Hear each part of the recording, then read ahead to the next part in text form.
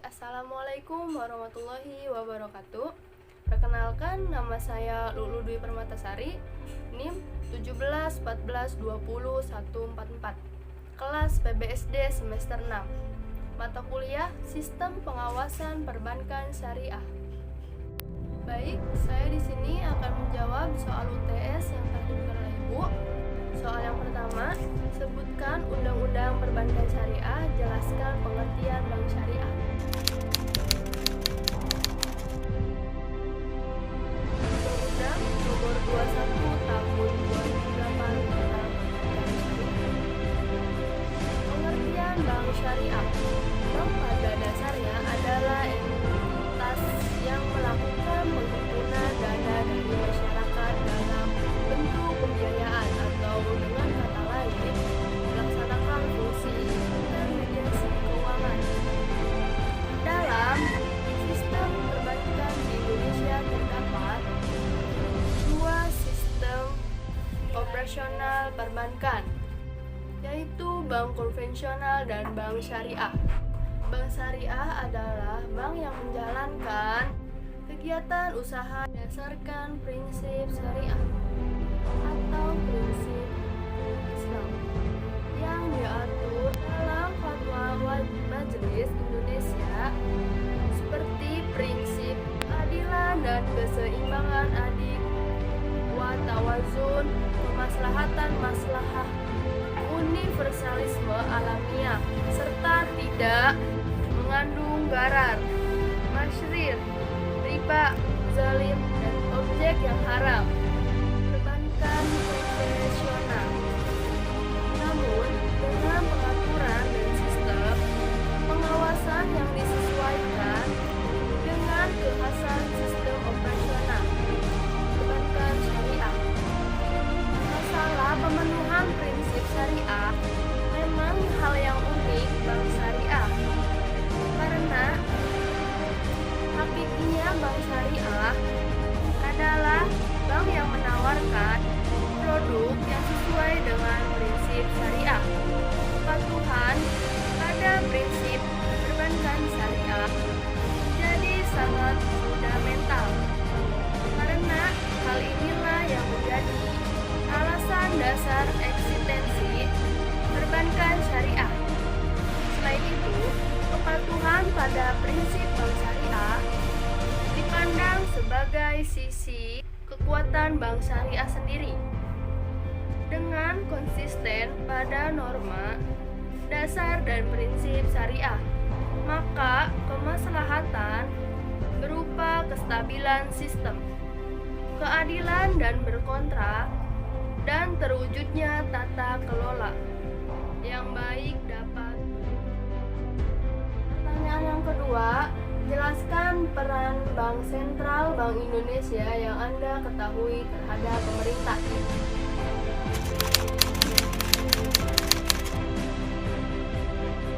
Bank Sentral punya hak untuk memberi, mencabut, atau mengajukan rekomendasi pemberian izin usaha kepada bank. Selain itu, Bank Sentral juga punya hak buat mengatur, mengawasi, dan memberikan sanksi pada bank yang lainnya.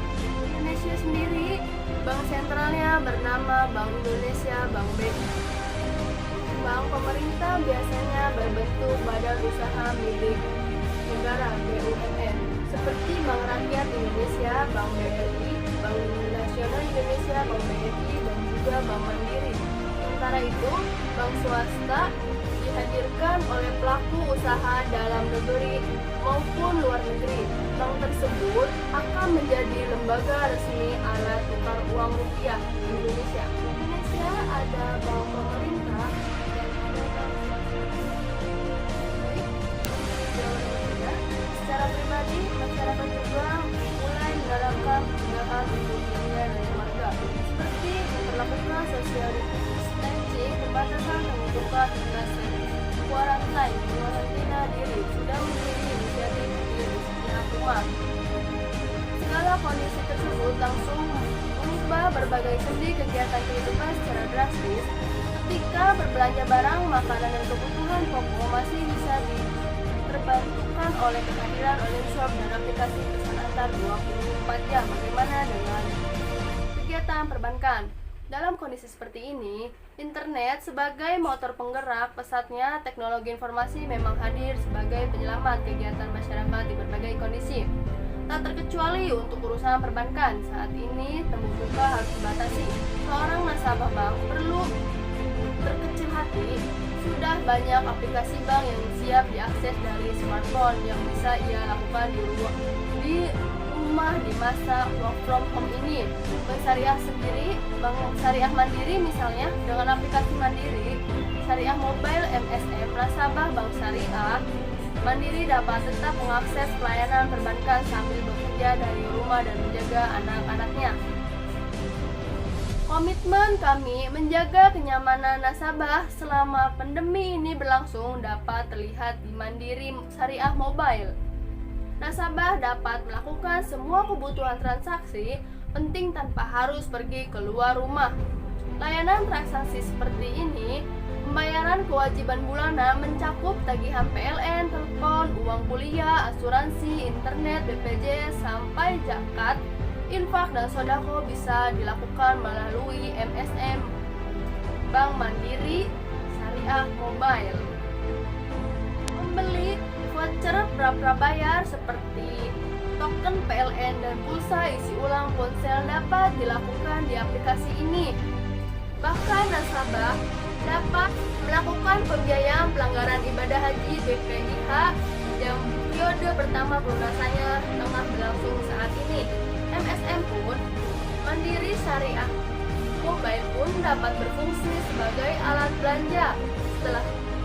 Selain bisa top up saldo, terdapat layanan belanja online shop melalui fitur transfer ke rekening non-BSM. Nasabah pun bisa memilih menu pembayaran, lalu pilih menu e-konversi, selanjutnya tinggal pilih platform belanja online. Dengan begitu, berbelanja apapun sudah tidak perlu khawatir dan penyebaran virus COVID-19.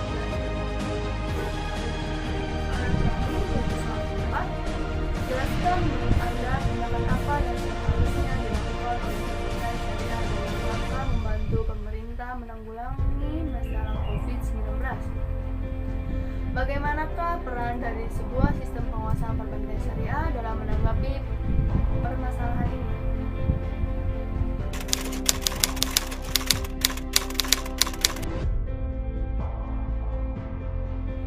Pelaksanaan sistem pengawasan syariah pada perbankan syariah di berbagai negara pada umumnya melibatkan 3 unsur masing-masing. Yang pertama, pengawasan syariah internal yang menjadi unsur yang tidak terpisahkan dari sebuah bank syariah. Biasanya berupa Dewan Pengawasan Syariah yang dipilih melalui rapat komisi syariah sesuai aturan perundangan yang berlaku atau dibentuk oleh manajemen atau direksi sebagai bagian perusahaan, semacam direktorat pengawasan internal. Yang kedua, pengawasan syariah eksternal independen, yaitu lembaga independen yang dibentuk oleh unsur masyarakat yang peduli dengan pelaksanaan prinsip syariah pada perbankan syariah.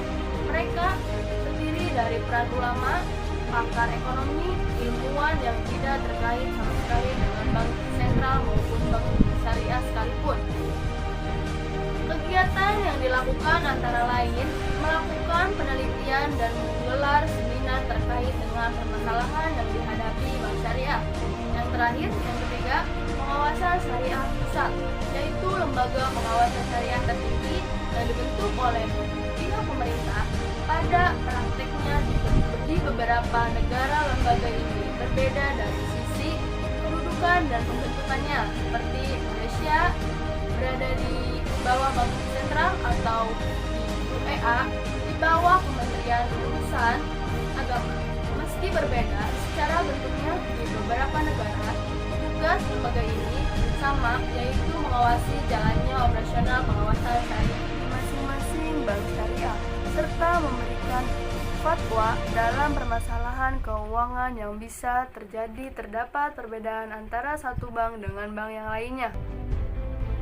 Merujuk dengan pembagian skema pengawasan syariah di atas, maka Dewan Syariah Nasional Majelis Ulama Indonesia mempunyai posisi lebih dekat sebagai pengawasan syariah pusat. Meskipun didirinya bukan oleh lembaga negara, namun lembaga masyarakat. Baik, cukup sekian dari saya, kurang dan lebihnya mohon maaf. Billahi taufiq wa hidayah. Wassalamualaikum warahmatullahi wabarakatuh.